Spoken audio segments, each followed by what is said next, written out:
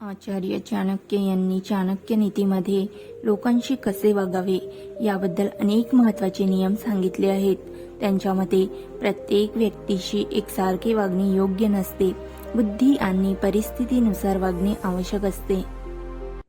सज्जन लोकांशी नम्रतेने वागा. चांगल्या लोकांशी आदर, नम्रता आणि प्रेमाने वागले पाहिजे. यामुळे विश्वास आणि नाती मजबूत तयार होतात. दुष्ट लोकांपासून अंतर ठेवा. आचार्य चाणक्य सांगतात की वाईट स्वभाव अशा लोकांशी जास्त जवळीक ठेवू नये, कारण ते कधीही धोका देऊ शकतात. प्रत्येकावर लगेच विश्वास ठेवू नका. कोणत्याही व्यक्तीवर लवकर विश्वास ठेवणे धोकादायक ठरू शकते. पहिले त्या व्यक्तीचे वर्तन आणि स्वभाव ओळखा. गुपिते सर्वांना सांगू नका.